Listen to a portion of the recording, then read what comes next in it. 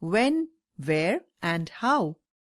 The medieval period of Indian history stretches from the 8th century CE to the 18th century CE. These medieval years were a period of change for India. There was change in every sphere: political, social, cultural, and economic.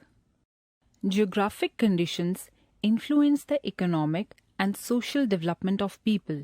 The history of India has been greatly affected by geography. India has been known by many names. Aryavart, Bharatvarsh, and Hindustan are a few of them. Historians collect information from different sources to reconstruct the past. Sources are of two kinds: archaeological and literary. Archaeological sources are ancient buildings, coins, paintings, inscriptions, and sculptures. These give us information about ancient times. Literary sources can be classified into indigenous and foreign. Literary works may be treated as a source of history to throw light on the administration, economy, and society of the time. New kings and kingdoms in India. Many small kingdoms emerged in India after the downfall of Harsha's empire and before the Turkish invasions. Several small dynasties belonging to the Rajputs gradually rose to power and established their supremacy. Some of these dynasties were the Pratiharas, the Palas, and the Rajputas. Mahmud of Ghazni invaded India in 1001 CE. He plundered the temple of Somnath. Muhammad of Ghor defeated Prithviraj Chauhan in the Second Battle of Trian. This opened the path for further invasions. The Cholas became the most powerful dynasty from the 9th century onwards. The Cholas were patrons of art and architecture. They built magnificent temples. Art and architecture reached its peak under the Chola rule. The Cholas set up a sound administrative system. It was a three-tiered system. The three levels were the central government, the provincial government, and the local government. Caste system was prevalent. Women enjoyed freedom. The Delhi Sultanate. In the second millennium, invaders from Central Asia invaded India and brought in new ideas and religion, which had an eternal impact on Indian culture. Qutbuddin Aibak became the Sultan of Delhi after a brief struggle for power and started the slave or Mamluk dynasty. Shamsuddin Iltutmish, who was a slave of Qutbuddin, became the next Sultan. He received the title of Sultan from the Khalifa of Baghdad. Razia, his daughter, succeeded him and was the first woman Sultan. She was competent, but the nobles conspired against her and she was deposed. After Razia, Balban became the Sultan. He was a shrewd statesman and ruled with an iron hand. The slave dynasty was followed by the Khilji dynasty. Jalaluddin and Alauddin became the next sultans. The Khilji dynasty was replaced by the Tughlaqs. Muhammad bin Tughlaq was an innovative administrator, but all his schemes failed. Firoz Shah brought back prosperity to the Sultanate. Firoz Shah was followed by weak successors and India was invaded by Taimur, the dreaded Mongol king. The sultans were autocrats and ruled the kingdom with an iron fist. The sultan had many officials to assist him. New styles of art and architecture were brought into India. Many mosques and tombs were built. The dome and the pointed arch were introduced. The Mughal Empire. The Mughal Empire was one of the largest empires in history. It left a permanent impact on Indian culture. The Mughal Empire was founded by Babur, who was a descendant of Taimur and Chinggis Khan. Babur was succeeded by Humayun, who was an intellectual man but did not possess the qualities of a strong emperor. He was not a capable military commander, and these shortcomings led to his downfall. Humayun was defeated by Sher Shah Suri in the Battle of Kannauj. Sher Shah established the Afghan rule for a short period. After his death, Humayun regained power. Akbar ascended the throne after Humayun. He became the greatest emperor of the Mughal dynasty. He expanded the empire. He is well known for his tolerant religious policy and innovative administrative reforms. Jahangir became the emperor after Akbar's death. The empire continued to flourish during his reign. Shah Jahan was the fifth Mughal emperor. His reign was very peaceful and prosperous and is known as the golden age of Mughal rule. He was a patron of art and architecture and built many important buildings including the Taj Mahal. Aurangzeb ascended the throne and ruled the largest ever empire in Mughal history. His reign was marked by many wars and rebellions. He was a staunch Muslim and tried to spread Islam. He was intolerant towards other religions. The Mughal Empire declined after Aurangzeb. The invasions of Nadir Shah and Ahmad Shah Abdali further weakened the Mughal Empire. Architecture as power. It was during the medieval period that architecture was in its most splendid form. The impact of foreign style of architecture in medieval India was immense. Many Hindu temples were built during the medieval period. They can be identified by the unique characteristic features.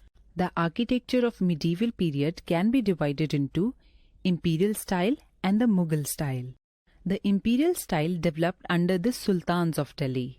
The Mughal architecture was a blend of Islamic architecture of Central Asia and the Hindu architecture of India. The Turks introduced new styles of architecture and also introduced the dome, the true arch, and the minaret. The Mughals built magnificent palaces, forts, gates, public buildings like sarais, mosques, and baulis. They laid many gardens with running water. The flowering of Mughal architecture took place under Akbar. His reign can be taken as the formative period of Mughal architecture. Shah Jahan perfected Mughal architecture. He built many forts, palaces, mosques, and gardens. His reign was known as the Golden Age of Mughal architecture. Towns, traders, and craftsmen. An important feature of medieval period was the growth of numerous towns, small and big, and many important cities. Many different types of towns were developed during this period. 4 types of towns came up: capital towns, temples or pilgrimage towns, founded towns, port towns. The rulers of Hampi were patrons of art, culture, and religion. Hampi is an open museum with over 500 monuments. Surat was a major port and trading town of western India during the 17th and 18th century. In the 17th century, Maulisipatnam became an important port for the British, French, and Dutch traders. Indian artisans contributed to the development of Indian crafts. Indian arts and crafts were patronized by Indian rulers. Internal as well as external trade flourished. Of the many articles exported were silk, pottery, ivory, sandalwood, indigo, spices, diamonds, precious stones, and sugar. India enjoyed a favorable balance in her trade relations with other countries during the medieval period.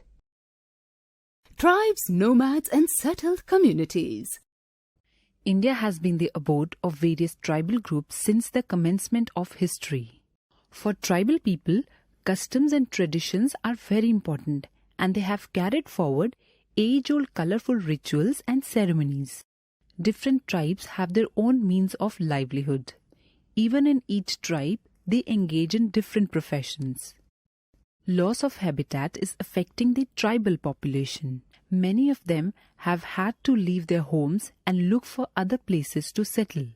Nomads are a group of people who travel from place to place for livelihood. They move according to seasonal changes. There are many pastoral nomadic tribes in India. Some of them are Jats, Gadis, Banjaras, and the Gujars. The Gonds are a tribal community found in central India. They are the largest tribal group in India and one of the largest in the world. The Ahom was a medieval kingdom in the Brahmaputra valley. The state of Assam is believed to have derived its name from the Ahom dynasty. Under the Hindu kings of early medieval period, the caste system continued to exist. There were cordial relations between the caste and intercaste marriages took place. The Muslim rulers reduced the power of the Hindu priestly class, the Brahmins. The Hindu caste system was also shaken up by the Bhakti movement. Devotional paths to the divine.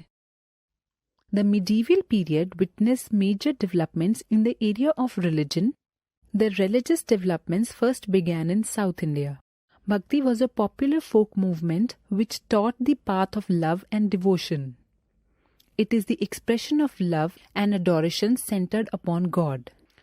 The followers of the Bhakti movement believed in one God who was to be worshipped with love and devotion. Also, this movement stressed on the equality of all castes. This movement also stressed on Hindu-Muslim unity. The saints preached in the language of the common people. Sikhism originated with Guru Nanak. According to him, God was unchanging, without form and eternity.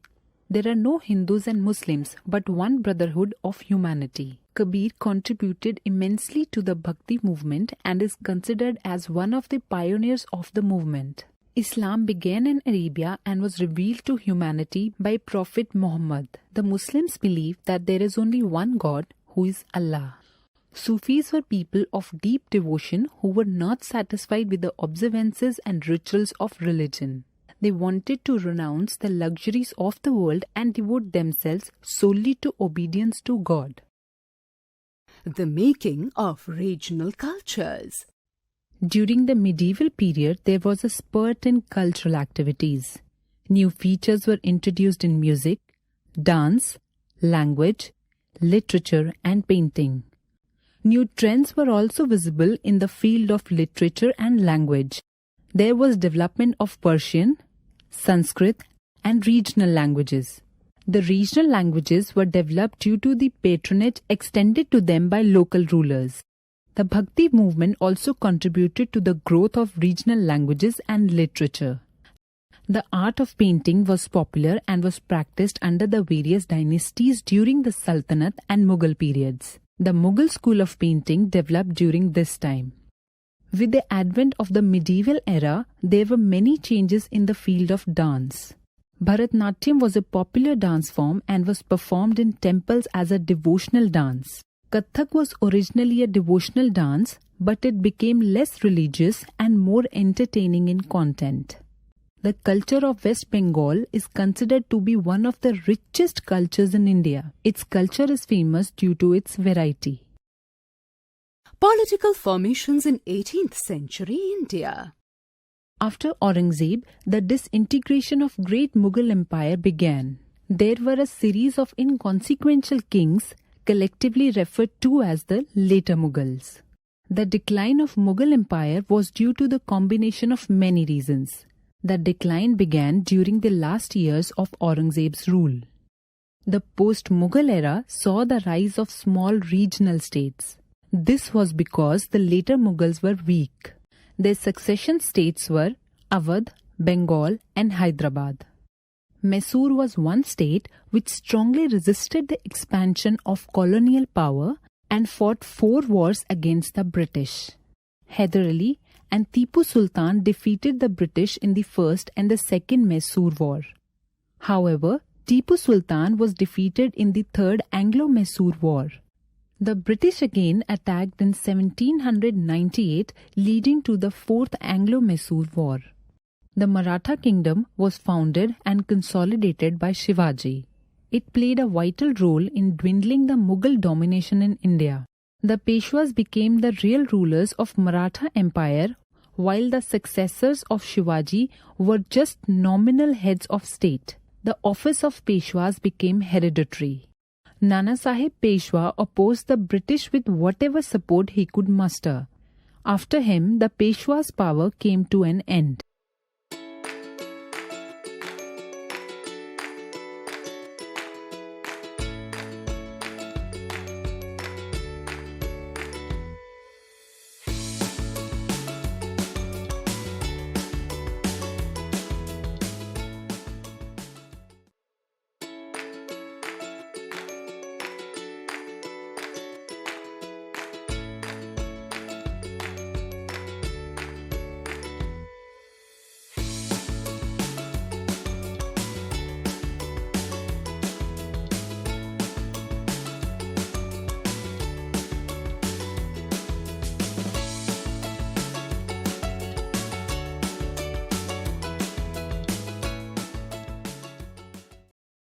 Understanding the environment.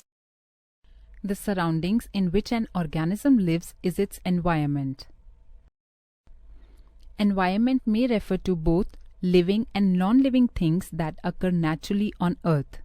The human environment refers to built-up areas like buildings, transport, machines, etc. The three realms of the Earth, lithosphere, hydrosphere, and atmosphere, support life. Man alters the natural environment to suit his needs. Resources should be used judiciously and all measures should be taken to protect the environment. Inside our Earth, rocks and minerals. The crust is shaped by the internal movements and also worn down by weathering and erosion. The Earth has three layers. Core at the center of the Earth, mantle, a layer between the core and the crust, the thin outermost layer of the Earth. The molten magma within the asthenosphere, the upper mantle, produces convection currents that drags crustal plates, continents and ocean floors with them. The land surface is made up of rocks and minerals and also soil. Soil is mostly rock that has broken down into small particles. Rocks can be classified into three main types: igneous, sedimentary, and metamorphic. Igneous rocks are formed from the molten magma that cools and solidifies within or outside the Earth's surface. Sedimentary rocks are formed when the layers of sediments are hardened and compacted together. Metamorphic rocks are the changed form of igneous or sedimentary rocks because of intense heat and pressure. Rock cycle is a continuous process whereby rocks change and rechange from one type to another. It also includes the destruction of one rock form and transformation into another. Our ever-changing Earth.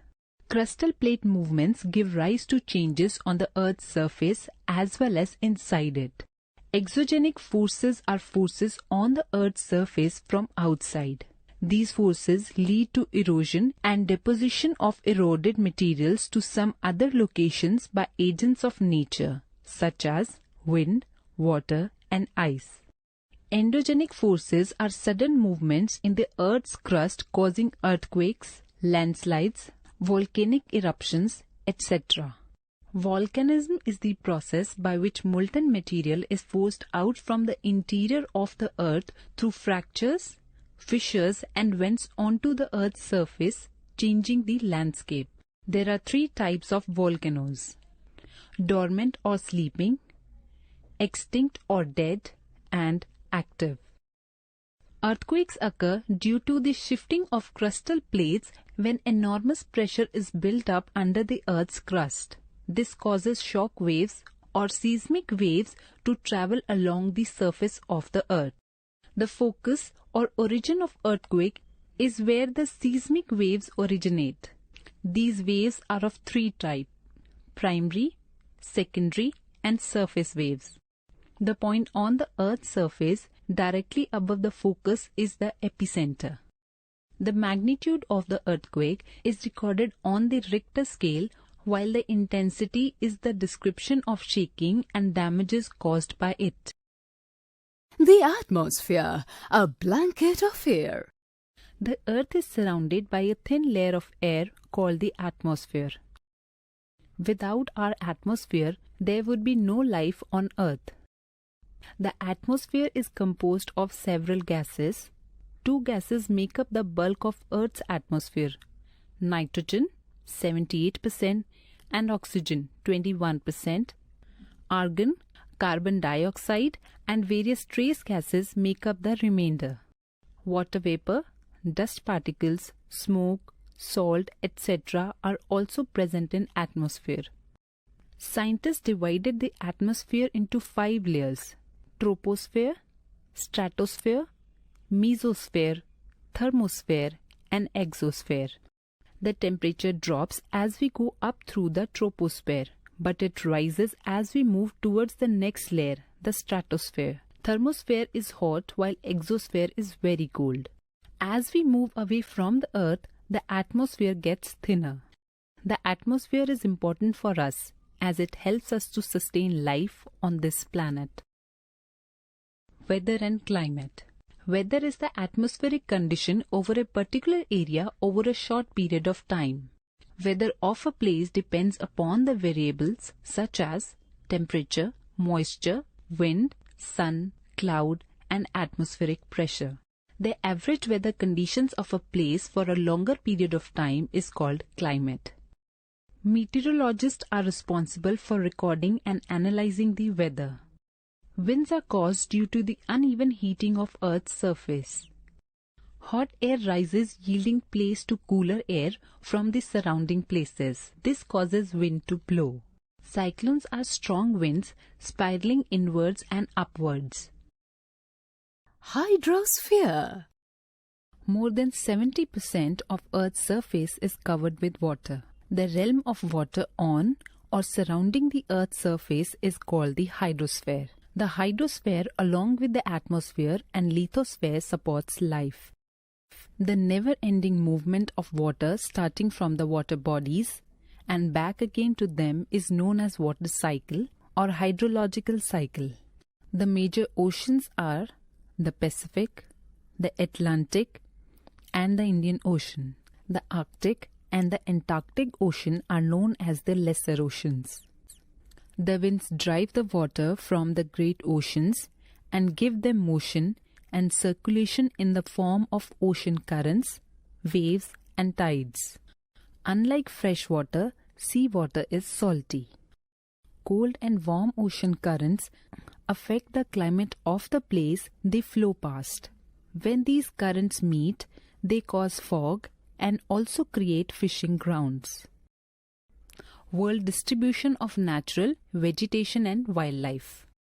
The Earth's environment provides suitable conditions for all forms of life to exist. Sunlight, water, soil, and air provide suitable environment for plants to grow and exist. Natural vegetation depends on the temperature and rainfall.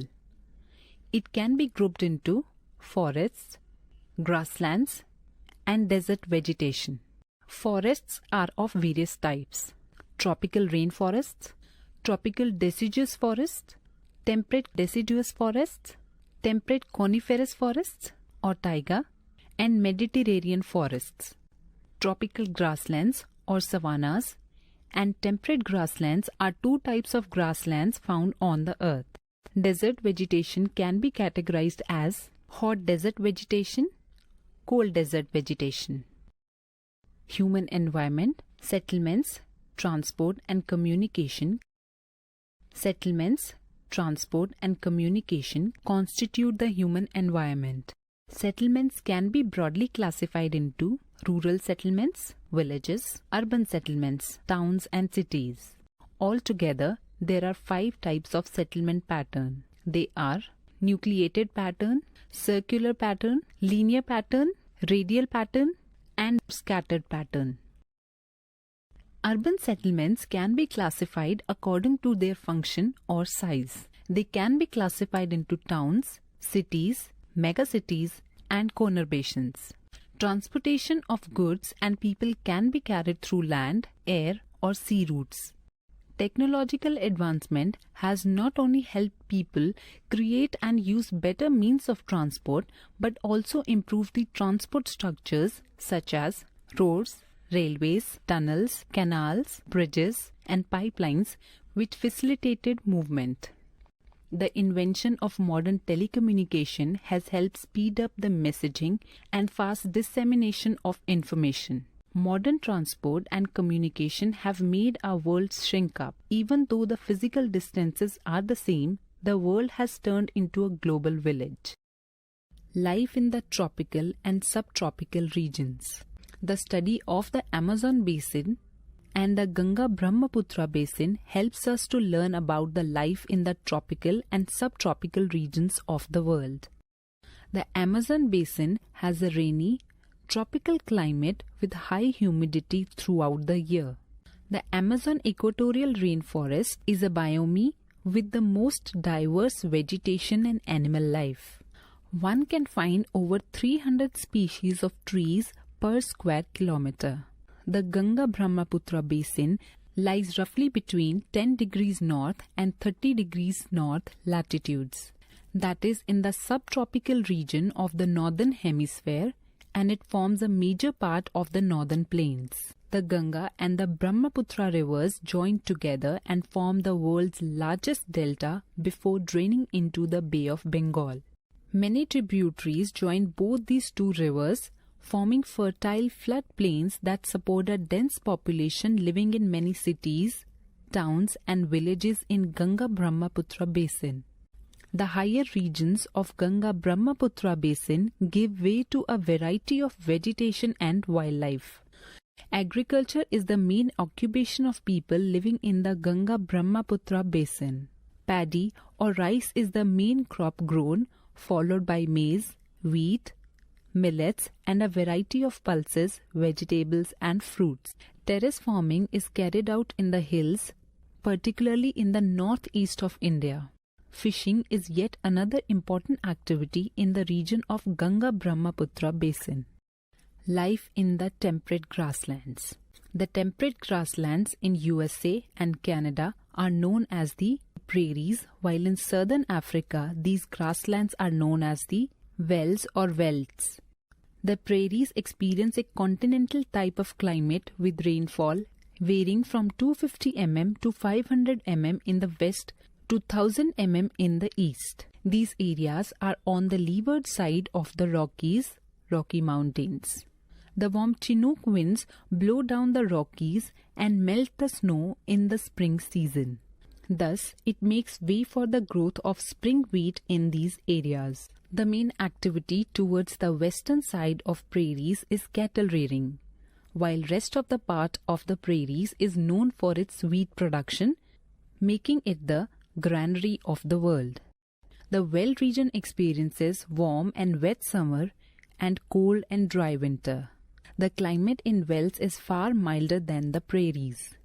Cattle rearing and sheep rearing are the main activities of the people living in the Veld region of southern Africa.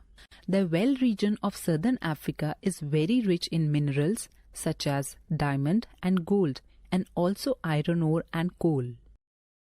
Life in the hot and cold deserts. Ladakh is one of the cold deserts of the world. It is located in the state of Jammu and Kashmir in India. Only those areas of Ladakh are rich in flora and fauna where water is available. Apples, walnuts and apricots are the chief crop grown in Ladakh. Barley, wheat and mustard are also grown. Barley and wheat are the staple food of the people of Ladakh. The Sahara Desert is the largest hot desert that covers a large area in the northern part of Africa. Natural vegetation in the Sahara has adapted itself to the hot and dry conditions. Date, palms, figs, olives, apricots, along with maize, wheat, and vegetables are grown in regions where water is available in the form of an oasis. The discovery of oil, petroleum, and the introduction of tourism are fast changing the living conditions of the Bedouins and Tuaregs, as well as the landscape of Sahara Desert.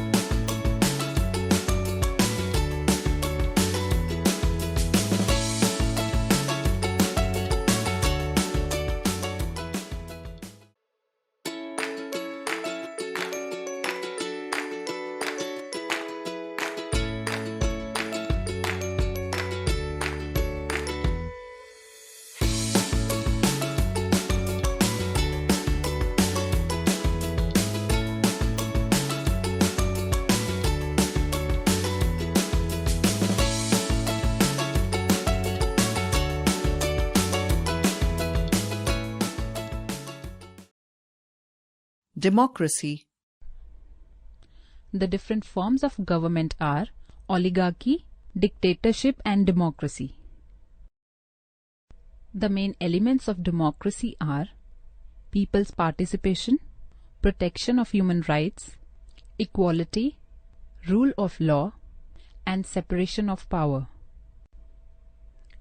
Democracy is of two types: direct democracy and representative democracy.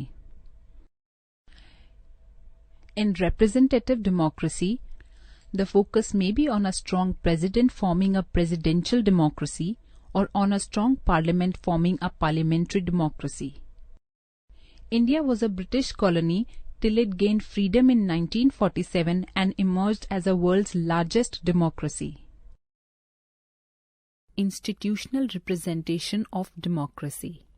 Universal adult franchise gives all adult citizens the right to vote without discrimination based on class, religion, or gender. People express their choice of representatives exercising their right to vote in general and assembly elections. The election process is overseen by the Election Commission and comprises announcement of election dates, filing of nominations or withdrawals by candidates, votings, counting of votes, and declaring the results. The party systems in democracies around the world include single-party system, two-party system, and multi-party system. India has a multi-party system comprising national parties and state parties. A coalition government comes into power when no one party can gain more than 30% of the seats in the parliament or assembly. Functioning of state government. The state legislature consists of the Legislative Assembly and the Legislative Council. States that have their bicameral legislature have both the houses. Other which are unicameral have only the Legislative Assembly. The Legislative Assembly members are called MLAs and are directly elected by the people of the state. The Speaker or Deputy Speaker is their head who conducts a session. The members of the Legislative Council are known as MLCs and they are partially nominated and partially elected. The chairman is their leader. The governor of a state is the nominal head of the state while the real power lies with the chief minister. The chief minister is the leader of the party that has won the majority of the seats in the state elections. He forms his cabinet of ministers. The state ministers run their various government departments called ministries. Role of the state government in health care. Public health and sanitation are the responsibility of the state government. To improve public health, the government's plan include mass immunization, promoting preventive medicines, improving the health status of rural population, health education and nutrition programs, providing safe drinking water, application of sanitary measures, efforts to control communicable diseases, and monitoring environmental hazards. The healthcare facilities can be divided into two categories: public healthcare services and private healthcare facilities. The public healthcare services include primary healthcare centers, dispensaries and hospitals run by central and state governments, and charitable trusts, while private healthcare facilities include hospitals, clinic and nursing homes run by private doctors. In the recent times, India has successfully eradicated mass famines and controlled epidemics. A huge number in India still suffers from poor health due to malnutrition and poor sanitation. Understanding media. Radio, television, newspapers, magazines, and the internet that reaches and influences large number of people are called mass media. The mass media plays the role of bridging the gap between the people and the government in the democracy. The mass media helps to develop public opinion and uphold social causes. The media should uphold ethics and accountability. The Ministry of Information and Broadcasting keeps the balance between the government and the media. Understanding advertising. Advertising is a form of communication that is used to persuade the audience to buy the advertised product or avail the service. Advertisers use different media like radio, television, newspapers, messages on mobiles, magazines, door-to-door delivery boys, etc.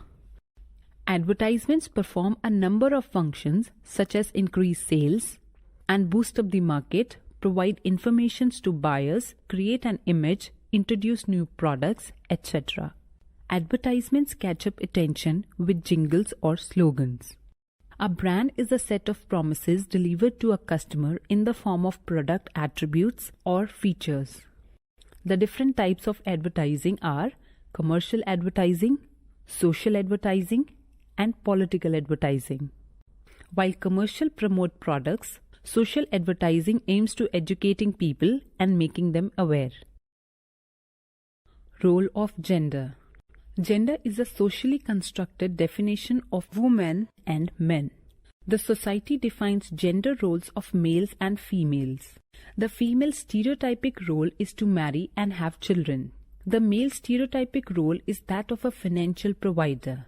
Gender roles are imposed on children through a variety of social influences in their surroundings, such as family, school, community, and public places. A woman faces gender inequality in the fields of education, care, and health right from the birth. Women's work is considered insignificant and taken for granted. The woman today is aware and fighting a battle against inequality. Market around us. A market is a place that brings together a buyer and a seller to exchange goods or services at a price. All markets involve transactions between buyers and sellers. A supply chain involves the movement of a product from producer or manufacturer to transporter to wholesaler or retailer to consumer. The main types of market are retail market, which is generally a consumer market, and a wholesale market, which is mostly an industrial market. Retail markets include weekly markets, neighborhood markets, supermarkets, and shopping malls. At wholesale markets, goods are bought from manufacturers and sold in large quantities to the retailers for resale. The seller is of two main types, wholesaler and retailer. People's choice to different types of market depends on factors like availability, convenience, quality, price, and credit. A shirt in the market. A supply chain is a network of people and activities involved in moving a product or service from supplier to consumer. Cotton farmers sell kapas at mandi at low profit. The wholesaler sells the same cotton in quintals and makes a good profit. Textile mill owners, traders and exporters buy the cotton from the wholesale dealers at the mandi. Textile mill owners employ spinners to spin the cotton into yarn. Traders buy yarn and give it to weavers to weave cloth. Traders sell the cotton cloth to knitwear manufacturers and exporters. Retailers buy knitwear garments and sell it in India and abroad at high prices. The farmers and workers are underpaid and taken advantage of by the money lenders and the sellers. There are many intermediaries between the farmers and the consumer, like local collector, commission agents, wholesalers, retailers, and processors.